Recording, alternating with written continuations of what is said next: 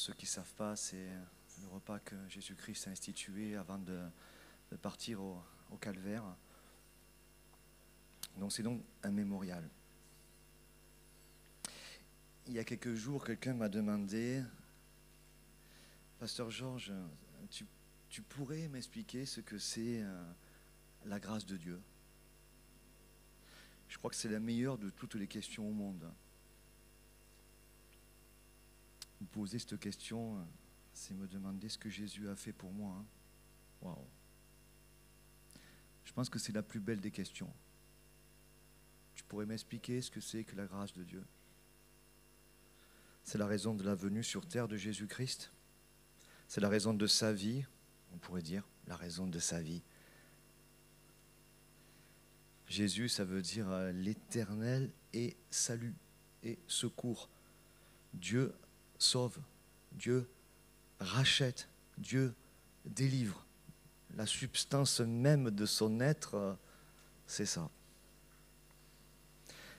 Ce matin, on se rappelle plus spécifiquement. On va mettre l'emphase quelques instants sur ce que Jésus a fait, a accompli pour chacun, pour moi, pour toi, pour l'humanité. Dieu a donné le secours. Dieu a donné une valeur à ma vie. Entendez bien ça. Il a fixé un prix à ma vie, à ta vie. L'estimation est faite, c'est la juste valeur de ta vie, elle est donnée par Dieu. Ma vie égale la vie de Christ. Ma vie égale la vie de Christ. C'est quoi la grâce de Dieu? Une vie pour une vie. Et il a payé, Dieu me délivre, il me secourt, il vient chercher ceux qui sont perdus, il descend jusqu'à moi, il me secourt, il descend jusqu'à moi. Je lis aujourd'hui, c'est écrit, enfin je l'ai écrit ce matin. Il descend jusqu'à moi, et jusqu'à quelle bassesse vient-il me chercher? Dieu prend mon apparence, il me ressemble pour que je puisse lui ressembler bientôt. Il s'abaisse pour m'élever.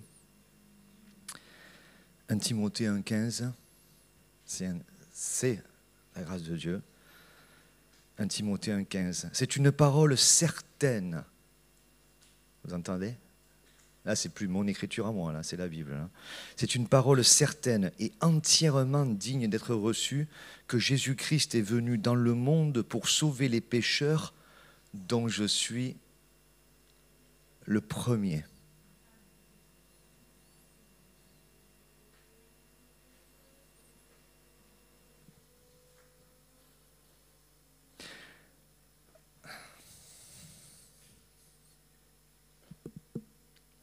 Je regrette ce que j'ai fait là, mais bon.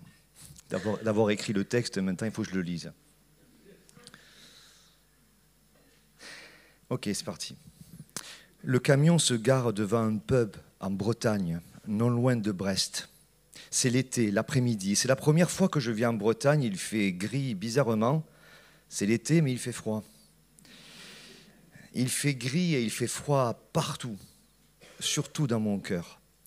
À cette époque, je suis musicien professionnel, c'est-à-dire mon métier, c'est la musique. Si certains me disaient aujourd'hui « Waouh, tu joues bien de la batterie », je pourrais leur dire à cette époque, j'aurais pu être sélectionné pour les JO. S'il n'en existait pour la musique, j'aurais sûrement pas gagné, mais j'aurais pu y aller. J'ai été beaucoup entraîné et formé.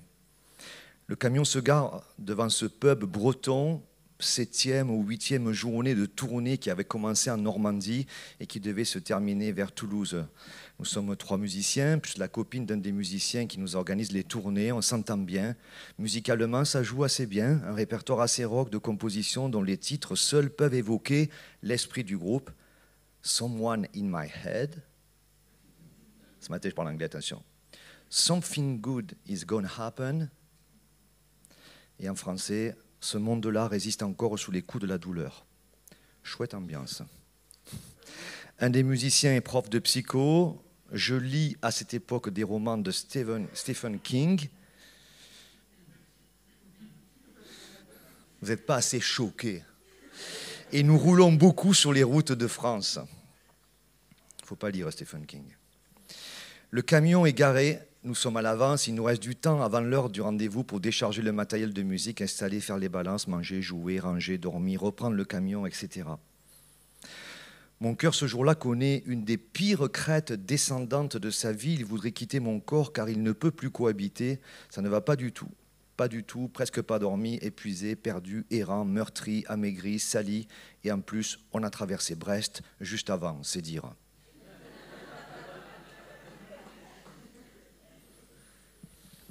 C'est bien, vous suivez.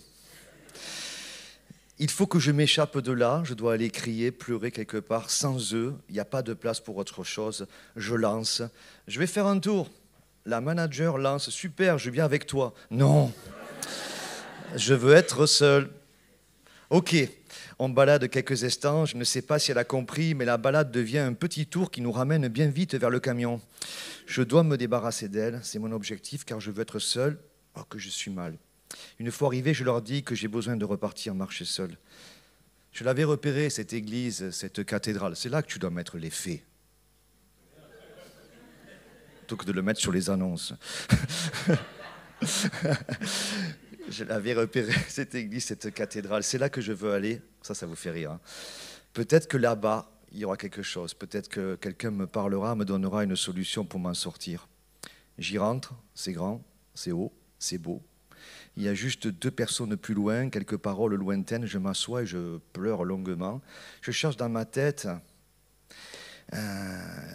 J'espère, je ne sais quoi. Je veux que ça change. Je ne vois plus que l'insatisfaction, le malheur m'habite. Pendant ces instants, je me dis peut-être quelqu'un va venir me demander ce qui se passe et peut-être il y aura une solution pour moi. Personne ne viendra. Enfin. Je suis retourné vers le camion, mes collègues commençaient à décharger le matériel, ils m'ont galégé un petit peu parce que j'étais en retard, le matériel de musique, et je les ai rejoints, j'allais un peu mieux, j'avais comme rechargé un peu mes batteries. Plus tard, dans la soirée, la grêle tombera, oui, en plein été, nous ferons un super concert et nous reprendrons la route. Le mal était toujours à moi, mais j'avais trouvé peut-être un endroit.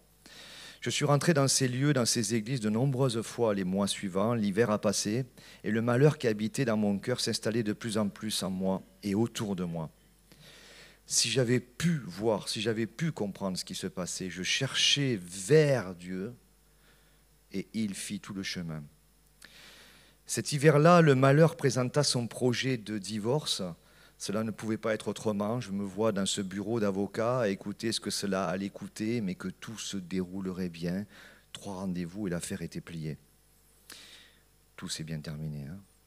Si j'avais pu lever un peu la tête, juste un peu, si j'avais pu regarder par la fenêtre derrière l'avocat, j'aurais vu un bâtiment. Et c'est littéral ce que je vous dis. Hein. Si j'avais pu voir juste derrière, par la fenêtre, si j'avais pu savoir que ce bâtiment, j'y travaillerais très prochainement dans une nouvelle vie. Mais il n'était pas encore le temps. Mais le temps pour Dieu, c'est autre chose, n'est-ce pas? Cette période, la pire fut la meilleure. La grâce, le meilleur dans le pire. Tu commences à avoir des questions, des réponses à ta question? La grâce se révèle dans les pires moments de ta vie, lorsque tu ne mérites que punition, sentence, juste rétribution. La grâce vient te chercher alors que tu ne le mérites pas, alors que tu ne le mérites vraiment pas. C'est une parole certaine et entièrement digne d'être reçue que Jésus-Christ est venu dans le monde pour sauver les pécheurs dont je suis le premier. Le printemps arriva et peut-être comme la nature qui reprend vie, j'avais appris à formuler quelque chose qui ressemblait à « aide-moi ». Sauve-moi, dans ces lieux que j'aimais fréquenter, ces lieux où je pouvais vivre ma solitude et où il me semblait ne pas être si seul que ça. En avril, tout s'est arrêté d'un coup. Je suis sorti d'une de ces églises avec cette phrase en tête, cette phrase qui ne venait pas de moi et qui disait « Ce que tu as fait, me demander de l'aide alors que tu ne le mérites pas, ne t'arrête jamais de le faire, ce sera la solution à ta solitude, ton malheur, tes échecs, ce sera la solution et la provision pour toute ta vie. » J'ai appelé mon épouse, j'ai appelé l'avocat et c'était terminé. Ou plutôt, ça commençait. J'ai trouvé une Bible. Elle remplaça lors des tournées qui suivirent mes lectures des romans de Stephen King. Ils n'ont pas trop compris là. Hein. Le soir, Alors que je partageais la chambre d'hôtel avec un des musiciens, je lui lisais des extraits de l'évangile de Jean avant de dormir. Jésus-Christ est venu dans le monde pour sauver les pécheurs, dont je suis le premier. La grâce cherche le premier des pécheurs, le plus avancé, le meilleur des pécheurs, le pire, et elle le change. Jésus-Christ est venu me chercher dans la misère totale et profonde, et elle nous enseigne à renoncer à l'impiété et aux convoitises mondaines et à vivre dans le siècle présent selon la sagesse, la justice et la piété. Vous trouvez ce passage dans 2 Timothée 2, 11 et 12 ou 12 et 13, 2 Timothée 2. Mais, Tite 2. La grâce vient nous chercher, Jésus-Christ vient nous chercher dans la misère totale et profonde, et la grâce nous enseigne à renoncer, elle nous enseigne à renoncer à l'impiété, aux convoitises mondaines et à vivre dans le siècle présent selon la sagesse, la justice et la piété. Personne ne mérite ce que Jésus a fait. Personne ne le mérite. Nous méritons la juste rétribution du mal que nous avons fait, mais l'amour de Dieu est plus fort que tout. Si tu lui demandes de venir dans ton immérite, quelque part tu honoreras Dieu du don qu'il a fait pour les imméritants. Il t'aimera, te pardonnera, te changera et te donnera une nouvelle vie. C'est cela la grâce, une nouvelle vie, non méritée mais offerte, une nouvelle existence, un renouvellement permanent. Vivre la grâce de Dieu, c'est vivre ce renouvellement dans le cœur en continu. C'est toujours disponible, partout. Surtout si par exemple aujourd'hui tu penses ne pas mériter son amour. Tu es peut-être dans les premiers là. C'est ce que Jésus a fait pour le monde, c'est ce qu'il a fait pour moi. La Sainte Seine nous dit, quand vous ferez cela,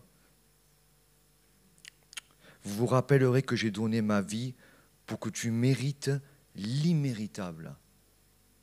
Et non seulement je suis venu te chercher dans ta perdition, mais également je t'amène ailleurs dans une nouvelle vie, imméritée mais offerte.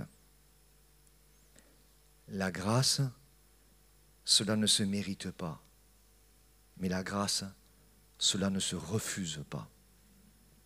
Merci de votre écoute.